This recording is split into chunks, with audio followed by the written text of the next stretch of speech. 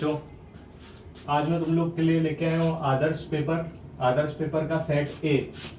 सबकी डिमांड थी कि भाई सर इंपॉर्टेंट क्वेश्चंस लाइए, तो मैं आज इंपॉर्टेंट क्वेश्चंस लेके आया हूँ तुम्हारे लिए, और मैं एक्सप्लेन भी करते जाऊंगा बट और हिंदी में भी लाया हूँ मैं आप लोग के लिए। ठीक है, तो मैं एक्सप्लेन तो करते जाऊंगा बट जिसमें मुझे लगेगा कि आपको खुद से पढ़ लेना चाहिए, क्या है वीडियो ज्यादा लंबा भी नहीं होना चाहिए आपके लिए देखने के लिए, क्योंकि टाइम भी वेस्ट होता है। तो फिर जो जो मुझे लगेगा मैं समझाते जाऊंगा जल्दी जल्दी। ठीक है, और नेक्स्ट वीडियो आएगी सेट बी की, अभी ये सेट ए की है। चलो फिर स्टार्ट करते हैं। देखो पहला क्वेश्चन क्या है, what do you mean by fiat money और लीगल टेंडर मनी। ये हिंदी में भी बताऊंगा। विदिता ग्राह मुद्रा किसे कहते हैं। ठीक है, तो अगर फिएट मनी बोलूं या लीगल टेंडर मनी, जिसको विदिता ग्राह मुद्रा बोला गया है, वो क्या होता है, जो गवर्नमेंट इशू करती है ना नोट, गवर्नमेंट जो करेंसी इशू करती है, मतलब वो गवर्नमेंट के नाम से चल रहा है। उसमें देखना रिजर्व बैंक ऑफ इंडिया लिखा रहता है, तो जो रिजर्व बैंक ऑफ इंडिया लिखा है इसीलिए वो चल रहा है।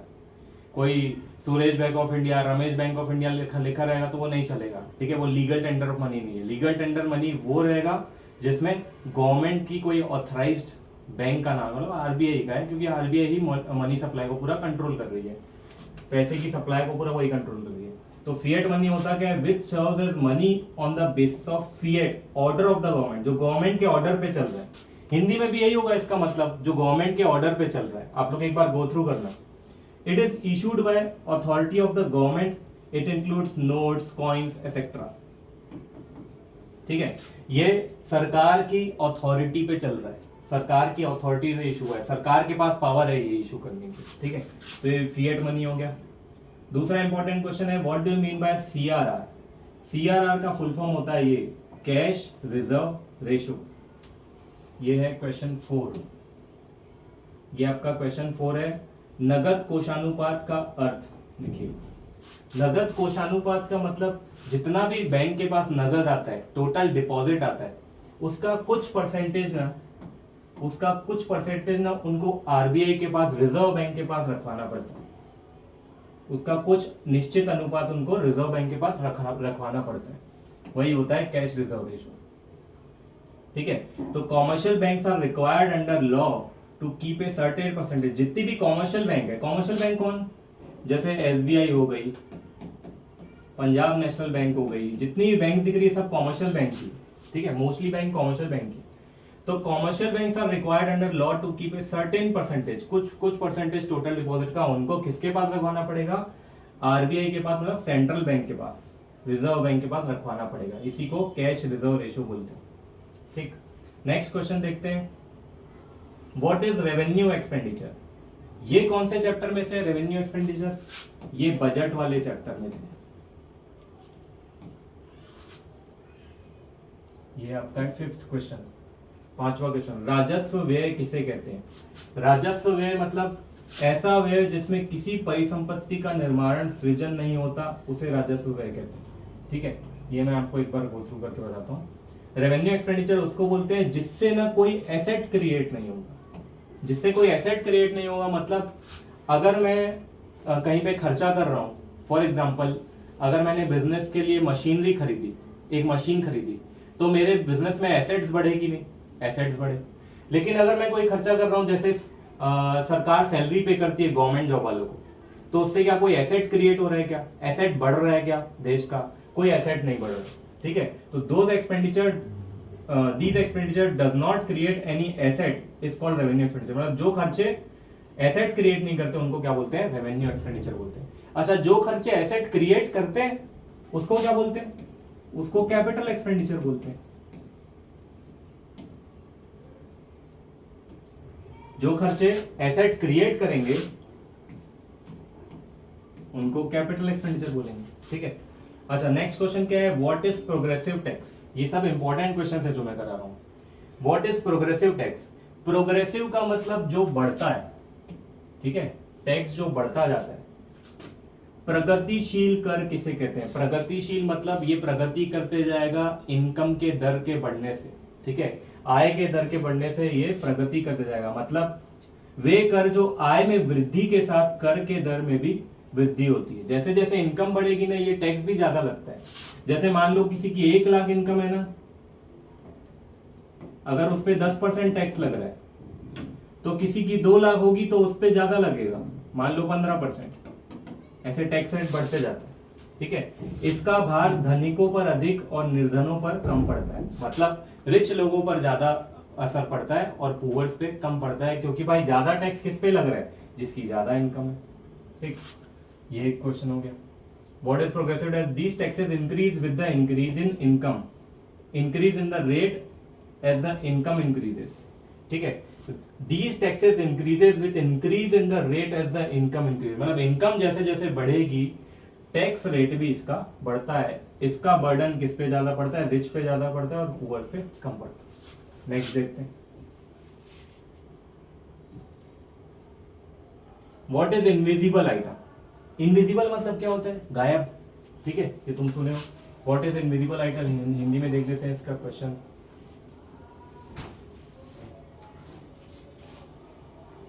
क्वेश्चन है ये। हाँ, व्हाट इज इनविजिबल आइटम? अदृश्य मदे क्या है, ठीक है। तो ये अदृश्य मदे क्या है? इनविजिबल आइटम मतलब जैसे अगर देखो, ये कौन से चैप्टर से? ये तुम्हारा बैलेंस ऑफ पेमेंट चैप्टर से, ठीक है, जिसमें एक्सपोर्ट इंपोर्ट दिया हुआ है इकोनॉमिक्स में, जिसमें एक्सपोर्ट इंपोर्ट की बात किया है। हम लोग बाहर से पैसे लाते हैं और यहाँ से पैसे भेजते हैं, ये सब होता है जिसमें, ठीक है। तो जिसमें बाहर से लेन देन हो रहा है, एक्सपोर्ट इंपोर्ट हो रहा है, ये वो वाले चैप्टर से। तो ये अदृश्य मदे क्या है? मतलब अगर बाहर से बताओ गुड्स आ रहे हैं, जैसे बाहर से हम लोग मान लो एप्पल इंपोर्ट कर रहे हैं, ठीक है, सेब मंगा रहे हैं बाहर से, तो सेब आते हुए दिखेगा कि नहीं बॉर्डर से? ऑब्वियसली बात है, दिखेगा।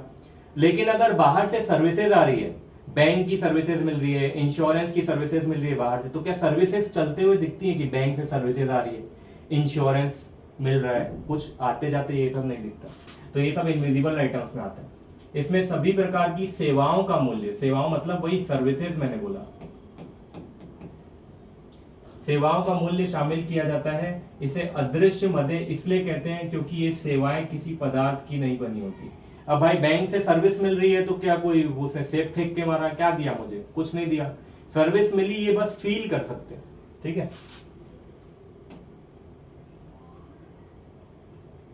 तो what is invisible item? Invisible items refers to those item which can not be seen, जिसको देख नहीं सकते।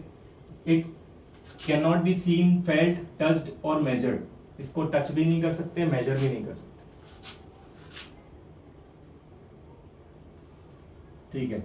ये फेल्ट मत लिखना, which cannot be seen, touched or measured. Example services of shipping, shipping services, banking, insurance. ये shipping services क्या होती है? तुम आजकल ऑनलाइन ऑर्डर करते हो मिंत्रा वगैरह से, जो भी, तो शिपिंग दिखाता है कि शिपिंग हो रहा है, मतलब बाहर से सामान आ रहा है।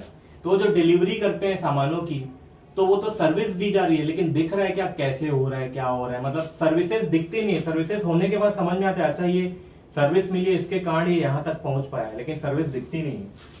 तो शिपिंग, बैंकिंग, इंश्योरेंस, ये सब तुम्हारा इनविजिबल आइटम है। नेक्स्ट देख लेते हैं। नेक्स्ट क्वेश्चन है व्हाट इज अपॉर्चुनिटी कॉस्ट? ये हिंदी में भी देख लेते हैं। What is opportunity cost? अवसर लागत से क्या आशय है? अवसर लागत, ठीक है। अपॉर्चुनिटी कॉस्ट क्या होती है? एग्जांपल देता हूं। मान लो कोई कहीं पे जॉब कर रहा है, ठीक है, उसको मंथली सैलरी मिल रही है 30,000, ठीक है, उसको मंथली सैलरी कितनी मिल रही है? 30,000, 30,000। और अगर मान लो वो बिजनेस डालना चाहता है, ठीक, अगर वो बिजनेस डालेगा तो ऑब्वियसली बात है, देखो बिजनेस ना कभी भी पार्ट टाइम नहीं होता है। वो कोई बोलता है ना कि मैं पार्ट टाइम बिजनेस कर रहा हूँ, वो छोटा मोटा बिजनेस। कोई बड़ा बिजनेस करना है ना तो पार्ट टाइम नहीं होता बिजनेस, हमेशा याद रखना। तो अगर तुमको बिजनेस करना है ना तो वो फुल टाइम चीज है, ठीक। अब फुल टाइम चीज है तो भाई तुमको ये जो 30,000 सैलरी मिल रही थी ना, ये तुमको खोनी पड़ेगी। अब मान लो तुम बिजनेस कर रहे हो ना, मंथली सिर्फ 10,000 कमा रहे हो। कितना कमा रहे हो? 10,000। लेकिन ये जो 10,000 मिल रहा है, ये किसकी कॉस्ट पे मिल रहा है? मतलब तुमको कुछ छोड़ना पड़ा कि नहीं? तुमको जॉब छोड़नी पड़ी, तुमको ये जॉब छोड़नी पड़ेगी सैलरी वाली। तुमको हर महीने ये 30,000 छोड़ने पड़ेंगे, तब जाके इसमें तुम्हारी ये ग्रोथ होगी। 10,000 से 1,00,000 भी होगा, ये 10,000 से 1,00,000 भी होगा, लेकिन टाइम देना पड़ेगा, ठीक है। तो इसमें मुझे फुल टाइम देना है, इसलिए मैं ये सैलरी छोड़ रहा हूँ। तो जो सैलरी मैं छोड़ रहा हूँ नेक्स्ट बेस्ट ऑल्टरनेटिव के लिए, वो मेरी अपॉर्चुनिटी कॉस्ट। जब उत्पादन के विभिन्न साधनों में से एक विशिष्ट साधन को अपने वर्तमान प्रयोग में बनाए रखने से उसके दूसरे विकल्प या प्रयोग में जाने के अवसर प्रदान नहीं करती है, तो यह उस साधन विशेष की अवसर लागत कहलाती है। मतलब तुम नेक्स्ट अपॉर्चुनिटी ले रहे हो, तो जो पिछली अपॉर्चुनिटी तुमको छोड़नी पड़ी, पिछली बेस्ट अपॉर्चुनिटी तुमको छोड़नी पड़ी, उसमें जो कॉस्ट लगी, उसकी जो कॉस्ट लगी वो अपॉर्चुनिटी कॉस्ट है। तो बिजनेसमैन लोग पता है ये काउंट करते हैं कि उन लोगों को जो 30,000 की सैलरी छोड़े है ना, वो काउंट करते हैं कि ये 30,000 सैलरी तो मेरे को निकालनी ही है बिजनेस से, क्योंकि ये तो मेरे को मिल ही रहा था ऑलरेडी, मेरे को और कमाना, ठीक है। तो ये अपॉर्चुनिटी कॉस्ट कहलाती है। तो इंग्लिश में भी देख लेते हैं जल्दी से। Opportunity cost is defined as the value of a factor in its next best alternative use, और it is the cost of forgone alternative. For example, जमीन को मैं दो जगह लगा सकता हूँ, एक जगह मान लो फार्मिंग में लगा रहा हूँ, खेती किसानी में, दूसरी जगह बिजनेस करने में लगा रहा हूँ। तो खेती किसानी में मुझे 50,000 मिल रहा था, बिजनेस में मुझे 80,000 मिल रहा है, पर वो मैंने 50,000 छोड़े ना 80,000 कमाने के लिए, तो वो जो मैंने 50,000 छोड़े वो तुम्हारी अपॉर्चुनिटी कॉस्ट होगी, ठीक है। तो रीड कर लेना। नेक्स्ट क्वेश्चन देखते हैं। नेक्स्ट क्वेश्चन है, product discrimination is the main characteristic of monopolistic competition. अब ये मोनोपोलिस्टिक कंपटीशन होता क्या है, ये 10th क्वेश्चन है ना। मतलब मैं हिंदी में क्वेश्चन समझा देता हूं, फिर हिंदी में तुम लोग को समझाऊंगा, एकदम पूरा हिंदी नहीं जाऊंगा, वो तुम लोग को समझना है, बस क्वेश्चन में समझा देता हूं।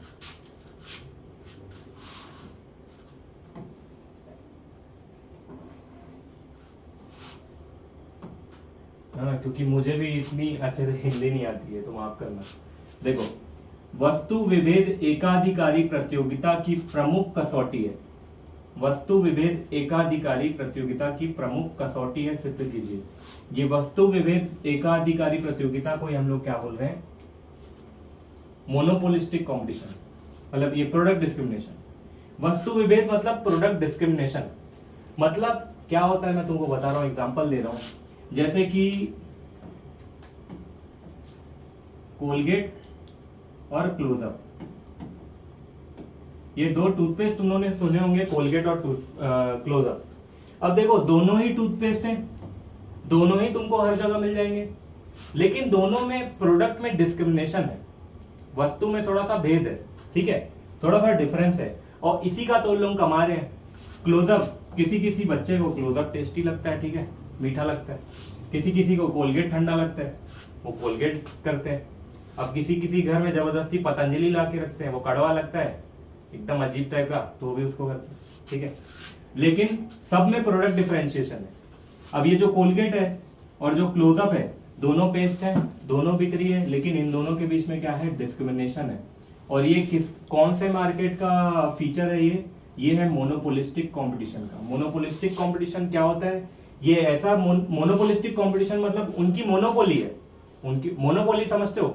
मोनोपोली मतलब वो प्रोडक्ट ना मार्केट में से वही चीज दे रहा है, मतलब एक ही बंदा तुमको वो मार्केट में वो चीज प्रोवाइड कर सकता है, प्रोडक्ट प्रोवाइड कर सकता है, ठीक है। जैसे छत्तीसगढ़ में ऑनलाइन क्लासेस हम ही लोग प्रोवाइड कर रहे हैं, अगर लगातार देखोगे तो। कॉमर्स में थोड़ा सा लेट हो गए, लेकिन नेक्स्ट टाइम उसमें भी स्टार्टिंग से मिलेगी आप लोग को। तो अगर मैं मोनोपोली की बात करूं, तो मोनोपोली मतलब जैसे रेलवे मोनोपोली है, रेलवे कोई और चलाता है नहीं, सरकार चलाती है, गवर्नमेंट चलाती है। अडानी अंबानी चालू किए, अभी नहीं चालू किया, ठीक है। तो देखो, कोलगेट की अपने आप में मोनोपोली है, क्यों है, प्रोडक्ट डिस्क्रिमिनेशन की वजह से। क्लोजअप की अपने आप में मोनोपोली है, क्यों, प्रोडक्ट डिस्क्रिमिनेशन की वजह से। भाई उसने रेड कलर का टूथपेस्ट रखा है, इससे व्हाइट कलर का रखा है, अच्छा नाम कोलगेट ही चलेगा। तुम कहीं गाँव में चले जाओ, वहां पे ये नहीं बोलते कि मेरे को टूथपेस्ट दे दे, वो बोलते हैं कोलगेट दे दे, ठीक है। वो बोलेगा कोलगेट दे दे, वाली उसको कोई भी टूथपेस्ट दे दो, उसको टूथपेस्ट मिल गई, ठीक है। बहुत लोग टूथपेस्ट पता नहीं रहता इसको टूथपेस्ट बोलना है, तो वो बोलते हैं कोलगेट दे दे, ठीक। तो ऐसे ही उन लोग डिटर्जेंट को बोलते हैं निरमा दे दे, निरमा नहीं है वो, डिटर्जेंट है, ठीक। बट ब्रांडिंग ऐसी हुई है कंपनी की कि उसको ऐसा बोला जा रहा है। तो कंपनी ने ब्रांडिंग ऐसी की है कि कंपनी मोनोपोली क्रिएट की एक तरीके से, ठीक है। तो उसको मोनोपोलिस्टिक कंपटीशन बोलते हैं। ये मोनोपोली से अलग है। मोनोपोली में एक सिंगल सेलर रहता है, इसमें बहुत सारे सेलर रहते हैं मोनोपोलिस्टिक कंपटीशन में, लेकिन सब लोग थोड़ा थोड़ा डिफरेंट प्रोडक्ट डिलीवर कर रहे हैं, ठीक। तो इसको एक बार ये वाले क्वेश्चन को पढ़ लेना। इसमें पूछा है कि प्रोडक्ट डिस्क्रिमिनेशन मेन कैरेक्टरिस्टिक है मोनोपोलिस्टिक कंपटीशन का, इसको समझाओ बोले, तो तुम लोग को समझाना है। Next question, explain voluntary and involuntary unemployment. ठीक है, ये है question 12।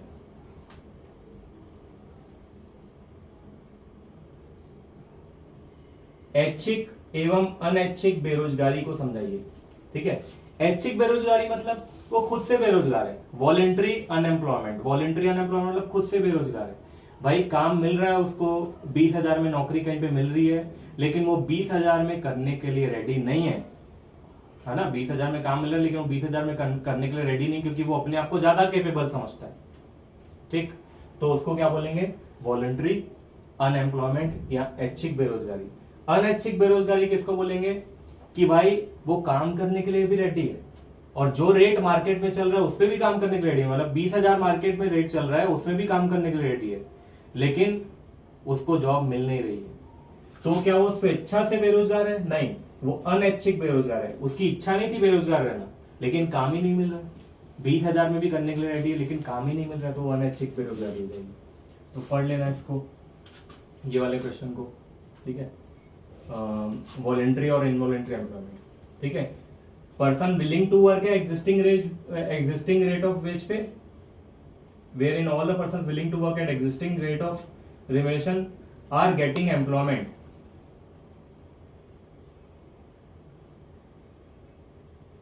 Involuntary it refers to that situation where in, इसमें ना कुछ गलत दिया हुआ है, एक सेकंड में देख लेता हूँ। It refers to that situation where in all the person are willing to work at the existing rate of remission do not get employment. It signifies the situation wherein all persons willing to work at existing rate of remission are getting employment. नहीं, voluntary unemployment तो ये होता है कि market rate पे उन लोग काम करने के लिए रेडी नहीं है। ठीक है, तो वेयर सम पर्सन्स लिखना, वेयर सम पर्सन्स, ठीक, are not willing to work at the existing rate of remission are getting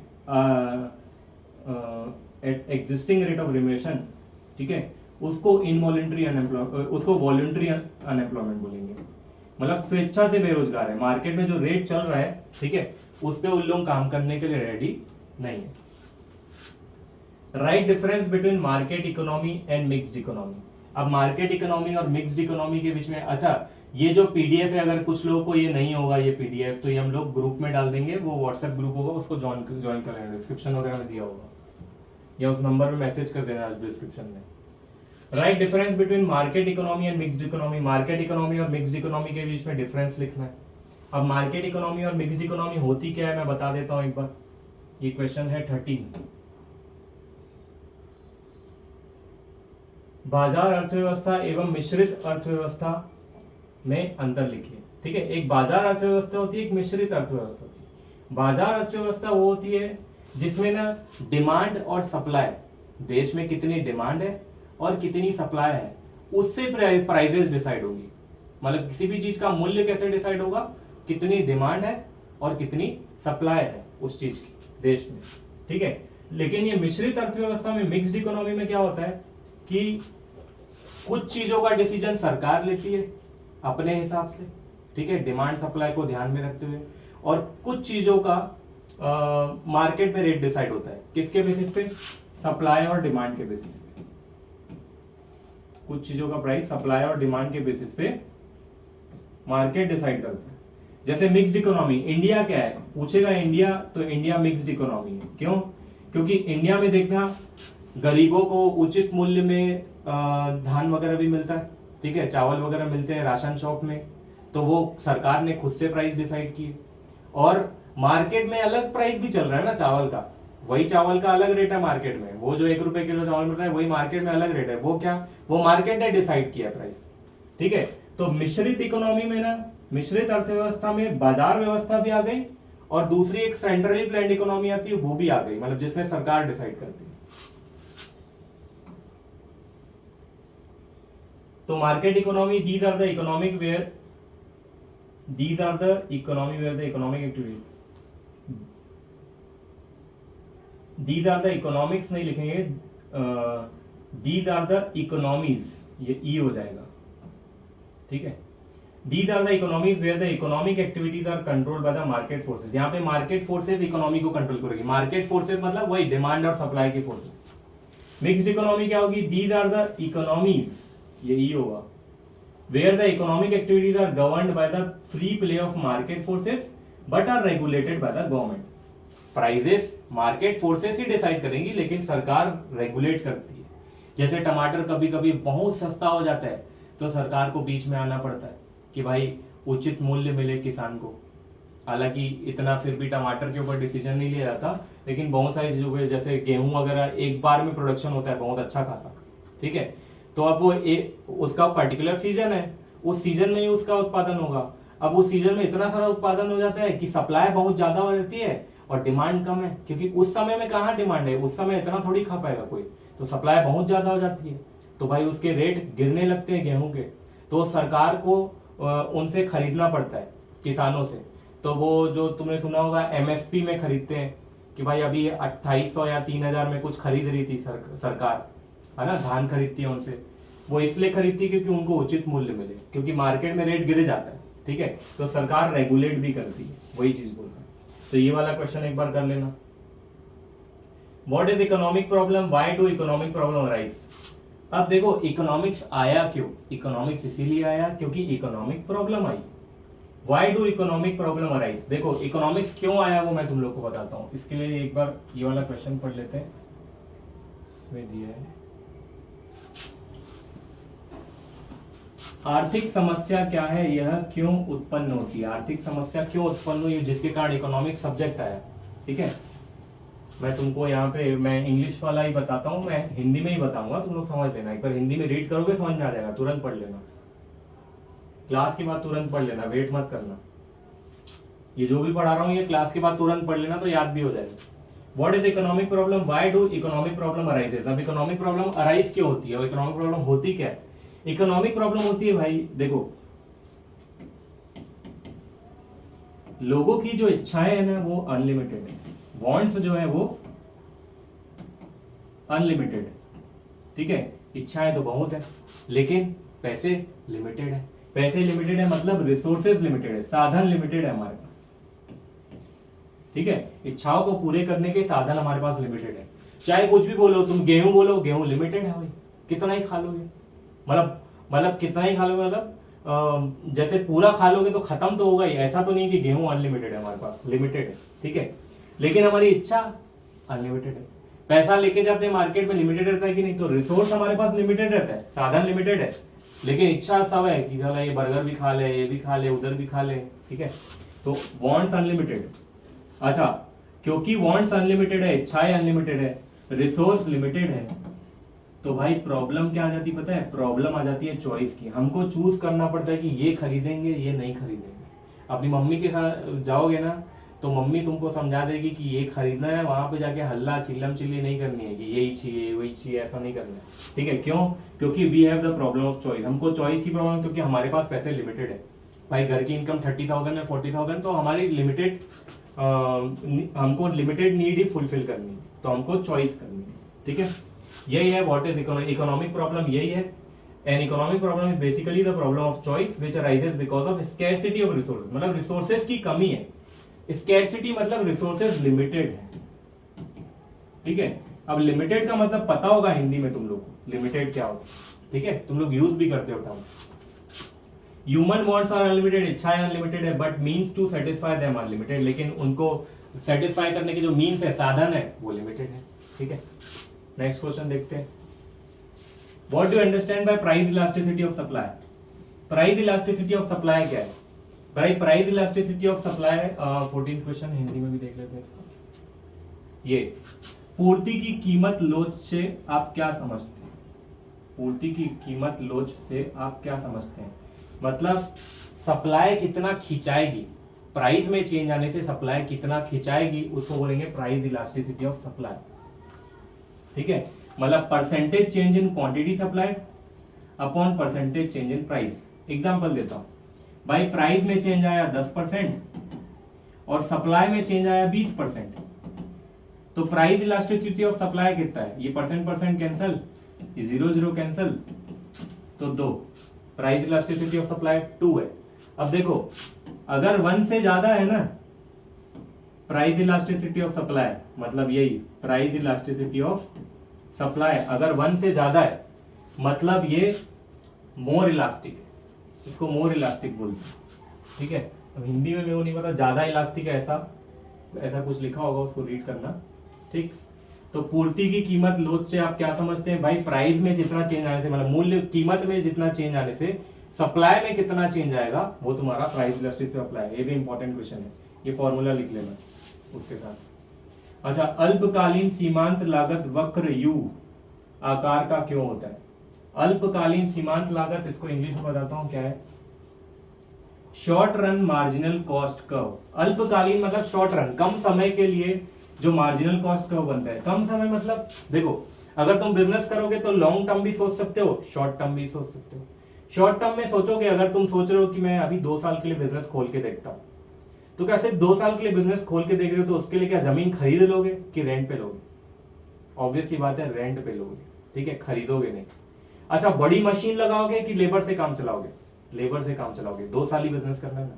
लेकिन लॉन्ग रन सोचोगे तो बड़े समय के लिए बिजनेस करना है, अरे सब खरीद लो, बड़े समय के लिए बिजनेस करना है, लॉन्ग टाइम खरीद, लॉन्ग टाइम बिजनेस चलाना है, कोई दिक्कत थोड़ी, ठीक है। तो शॉर्ट रन मार्जिनल कॉस्ट का मतलब कम समय में देखिए ना तो हमारी मार्जिनल कॉस्ट क्या रहती है? मार्जिनल कॉस्ट मतलब additional cost, additional cost. Additional cost का मतलब ये होता है कि जैसे जैसे मैं आउटपुट बढ़ाऊंगा, जैसे जैसे मैं उत्पादन ज्यादा करूंगा, तो कॉस्ट मेरी जो चेंज आएगा कॉस्ट में, ठीक है, कीमत में जो चेंज आएगा, गुड्स बनाने की कीमत में जो चेंज आएगा उसको बोलेंगे मार्जिनल कॉस्ट, ठीक है। तो देखो शुरू में ये होता है कि जब शुरू में प्रोडक्शन करोगे ना तो कॉस्ट ज्यादा रहती है। क्यों भाई? कम यूनिट बना रहा हूं अभी, तो कॉस्ट तो लागत तो मतलब कीमत तो ज्यादा लगेगी। और जैसे जैसे मैं प्रोडक्शन बढ़ाते जाऊंगा ना तो कॉस्ट गिरते जाएगी, पर एक टाइम तक ही कॉस्ट गिरेगी, उसके बाद तुम्हारी मशीन भी पुरानी हो जाएगी, ठीक है। अब मशीन में कितने ही लेबर लगाते जाओगे, अगर लेबर और लगाते जाओगे या प्रोडक्शन और बढ़ाते जाओगे तो कॉस्ट वापस तुम्हारी बढ़ने लग जाएगी। तो ये शुरू में गिरती है, फिर उसके बाद वापस बढ़ने लग जाती है, क्योंकि एक टाइम पीरियड भी तो आएगा मशीन का। मशीन बूढ़ी हो गई तो कब तक चलाओगे, ठीक है। तो इसको रीड कर लेना, मैं 1 सेकेंड आ रहा हूं।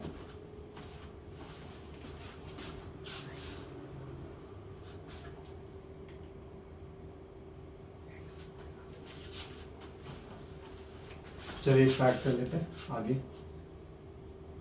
ये नेशनल इनकम का क्वेश्चन है, एक बार ट्राई कर लेना, ठीक है। मैंने बताया तो था वैसे कंज्यूमर गुड्स एंड सर्विसेज और कैपिटल गुड्स एंड सर्विसेज दोनों के प्रोडक्शन को जोड़ देना तो ये तुम्हारी जीडीपी आ गई। मतलब जीडीपी मतलब क्या होता है? देश में कितना प्रोडक्शन हो रहा है, दोनों के प्रोडक्शन को प्लस कर दिए।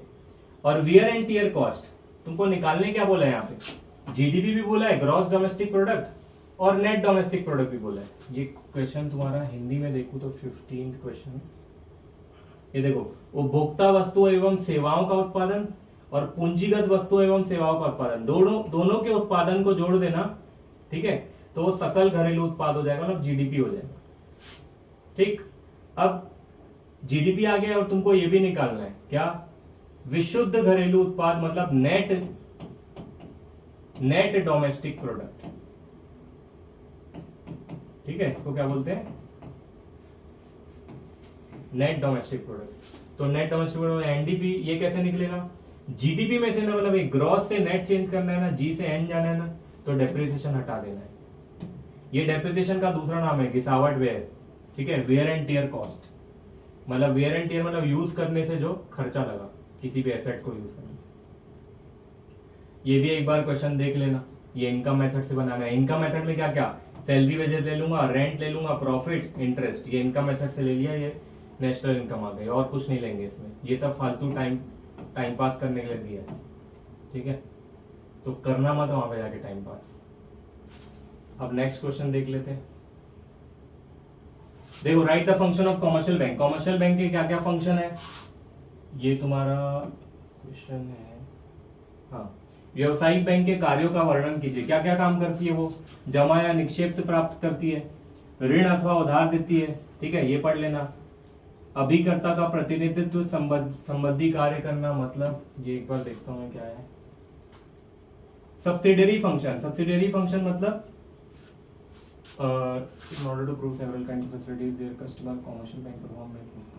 हाँ देखो, कस्टमर को सेवाएं देने के लिए कुछ कुछ और फंक्शन करती है। क्रेडिट इंस्ट्रूमेंट्स इशू करती है, जैसे बिल ऑफ एक्सचेंज, हुंडी, ड्राफ्ट, चेक इशू करती है, चेक देती है। बैंक चेक भी दे रही है तुमको। हर जगह भाई कैश नहीं चलाना है। अब मान लो किसी को 1 लाख की पेमेंट देनी, तो क्या 1 लाख मैं बैग में भर के लेके जाऊं? नहीं, एक चेक दे दूंगा। और चेक कौन दे रहा है? बैंक दे रही है। Arrangement of foreign exchange, foreign exchange का जुगाड़, अगर तुमको डॉलर वॉलर का जुगाड़ चाहिए, बैंक करके देगी। कीपिंग वैल्यूएबल्स सेफली, तुम्हारे वैल्यूएबल्स को सेफली रखेगी, मतलब डायमंड, गोल्ड, ज्वेलरी, ये सब तुम्हारा संभाल के रखेगी। बिल्स ऑफ एक्सचेंज डिस्काउंट करा देगी। बिल्स ऑफ एक्सचेंज क्या होते हैं? वो जो भाई ए ने बी को सेल किया, मान लो ए ने बी को सेल किया और बी के पास पैसे नहीं है, बी ने ए को क्या दे दिया? बिल ऑफ एक्सचेंज दे दिया। वो हिंदी में क्या बोलते हैं उसको मेरे को नहीं पता। वो एक बिल देता है जिसमें ये लिखा रहता है कि भाई मैं धारक को 30 दिन बाद पेमेंट करूंगा या 2 महीने बाद पेमेंट करूंगा, ठीक है। तो उसको अगर हम लोग क्या बोलते हैं, रखना नहीं चाहते 2 महीने तक, कि भाई 2 महीने तक कौन वेट करेगा पैसा लेने का, तो वो बिल जाके तुम बैंक में रखवा दो, बैंक तुमको पैसे दे देगी, ठीक है। तो उसको discounting of bill of exchange बोलते हैं। तो ये बैंक की तो सेवा दे रही है। पेमेंट कलेक्ट करेगी तुम्हारे बिहाफ में। अगर तुमको टाइम नहीं है, बैंक को बोल दो इससे पेमेंट ले लेनी, वो ले लेगी। पेमेंट कर भी देगी तुम्हारे बिहाफ में, बिजली बिल पटा देगी तुम्हारे घर का, सब खर्चा कर देगी उसको बोलोगे तो। Selling and purchasing of security, security मतलब शेयर्स, डिवेंचर्स, गवर्नमेंट बॉन्ड्स, ये सब तुमको खरीद के दे देगी या बेच भी देगी तुम्हारे बिहाफ में, तुम बोलोगे तो एक तो ये क्वेश्चन हो गया है ना इंपॉर्टेंट।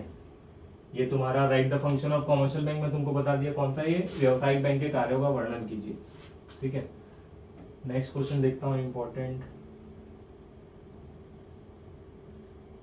अब नेक्स्ट क्वेश्चन आप टिक कर लो, क्या है वीडियो बहुत ज्यादा बड़ा हो रहा है। तो बजट के उद्देश्य क्या होते हैं? बजट के उद्देश्य क्या होते हैं ना, right the objectives of budget.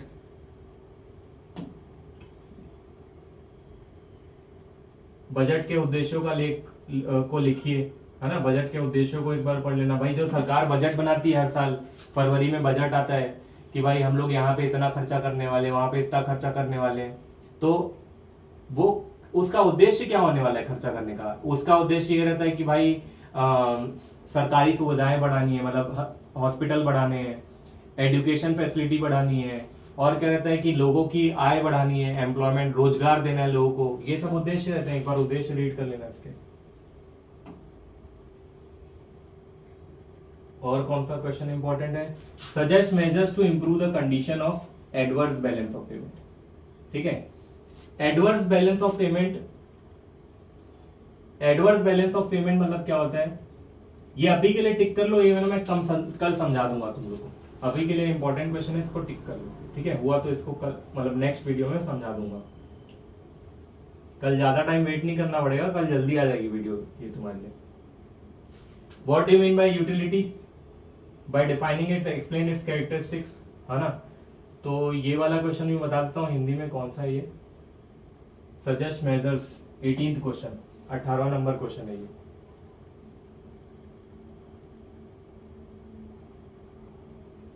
ये भारत में भुगतान संतुलन का सुधारने हेतु 4 उपाय बताइए, ठीक है। ये इंपॉर्टेंट क्वेश्चन है, एडवर्स बैलेंस ऑफ पेमेंट। और है तुम्हारा important question, what do you mean by utility? Bye defining it's, explain it's characteristics. Utility क्या होती है? मतलब जो हमको संतुष्टि मिलती है कुछ भी खाने से, बाइक चलाने से, ठीक है। मतलब जो भी चीजें मैं यूज कर रहा हूं उससे मुझे संतुष्टि मिलती है। कि भाई मान लो तुमको एग्जांपल देता हूं, जैसे ना कभी भी ना लड़के लोग डेयरी मिल्क खरीद के नहीं खाते हैं। वो जो 70 रुपए 80 रुपए वाला 100 रुपए वाला डेयरी मिल्क सिल्क आता है ना, वो लड़के लोग खरीद के नहीं खाते हैं, ठीक है। उनको कहीं से मिल जाएगा तो खा लेंगे, ठीक। लेकिन वही गर्लफ्रेंड को देना है ना, तो नहीं सोचते हैं 100 रुपए का डेयरी मिल्क जाके दे देते, ठीक है। वो खुद इसलिए नहीं खरीदते हैं क्योंकि पसंद है उनको चॉकलेट, लेकिन इतना पसंद नहीं कि उन लोग 100 रुपए उसके ऊपर खर्चा कर दें। 100 रुपए का उनको और यूटिलिटी उनको मिल जाएगी, मतलब 100 रुपए से और बहुत ज्यादा सेटिस्फेक्शन उन लोग ले सकते हैं डेयरी मिल्क से ज्यादा। तो वो 100 रुपए का डेयरी मिल्क नहीं खरीदेंगे कभी वो, वो गर्लफ्रेंड को देना है तो बात अलग, ठीक, वो तो उनका प्यार है, ठीक है, कि तुम्हारे लिए 100 रुपए खर्चा कर दे। तो what do you mean by utility? Bye defining it, explain it's characteristics. ये वाला, ये क्वेश्चन है 19। तो उपयोगिता का क्या अर्थ है? उपयोगिता की परिभाषा एवं प्रमुख विशेषताएं लिखिए, ये एक बार देख लेना। नेक्स्ट क्वेश्चन है explain the law of demand with the help of table and graph. Question 20, ये इंपॉर्टेंट है।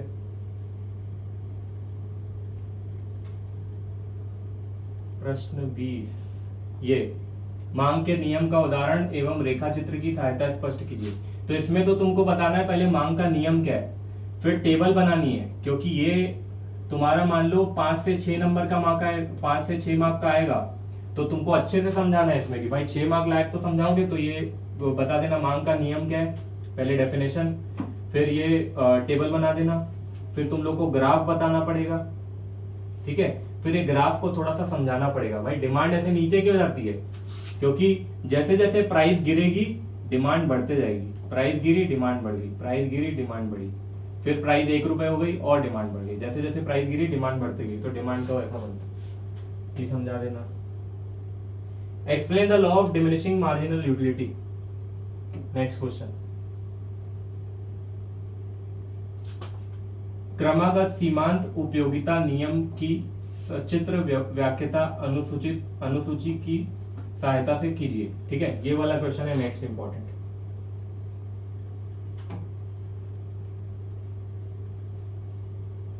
फिर इसके बाद है explain any 6 factor that determine the supply. Supply जो निर्धारित करते हैं, सप्लाई जो डिसाइड करते हैं, उसके 6 फैक्टर बताओ, ठीक है, 21 नंबर क्वेश्चन। ये बहुत इंपॉर्टेंट है ना, ये वाला जो मैं बता रहा हूं। पूर्ति को निर्धारित करने वाले किन्हीं 6 घटकों को लिखिए, कि भाई वस्तु की कीमत कितनी है वो भी डिसाइड करेगा कि प्रोड्यूसर सप्लाई करेगा कि नहीं, उत्पत्ति के साधनों की कीमत, तकनीकी स्तर, तकनीकी स्तर कैसा है, अगर तकनीकी स्तर अच्छा है उसके पास तो वो सप्लाई भी ज्यादा कर सकता है, ये सब। फर्मों की संख्या कितनी, मतलब बिजनेसेस कितने सारे, अगर बिजनेसेस ज्यादा है तो सप्लाई भी देश में ज्यादा होगी, चिप्स बनाने वाले ज्यादा है तो चिप्स की सप्लाई भी ज्यादा होगी देश में, यही सब ये फैक्टर डिसाइड करते हैं। सरकारी नीति कैसी है वो भी डिसाइड करेगा कि सप्लाई वो कितनी करेगा प्रोड्यूसर।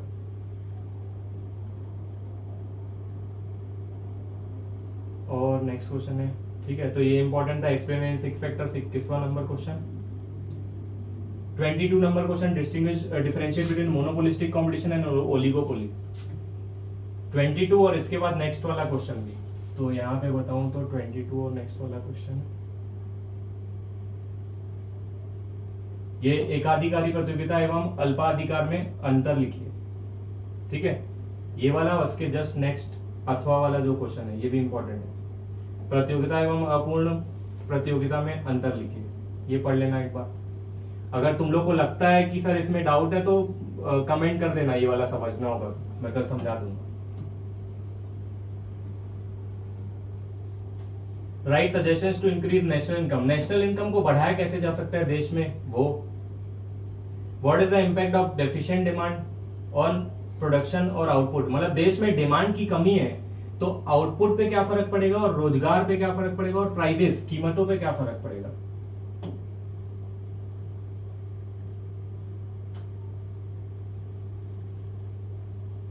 ये भारत में राष्ट्रीय आय की वृद्धि हेतु 5 आवश्यक सुझाव दीजिए कि भाई इनकम कैसे बढ़ा सकते हैं।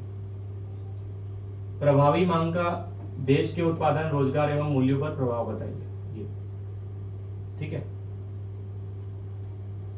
ये वाला देख लेता हूं, इंपॉर्टेंट लग रहा है कि नहीं, बस इतने कर लेना सेट ए में से, ठीक है। फिर कल सेट बी के लिए वीडियो आएगी, ठीक। तो अच्छे से कमेंट करो तुम लोग को वीडियो कैसा लगा, अगर कुछ इम्प्रूवमेंट तुमको लगता है कि भाई सर ये आना चाहिए, इसमें ये वाले क्वेश्चंस को समझा देना, अगर तुमको हेल्प चाहिए तो तुम लोग कमेंट कर देना, ठीक है। और उस नंबर पे भी भेज देना कंटेंट, अगर तुम लोग को लगता है कि ये वाला क्वेश्चन नहीं समझ में आया था तो वो क्वेश्चन भेज देना पर्टिकुलर, ठीक है। चलो फिर बाय, अच्छे से पढ़ो।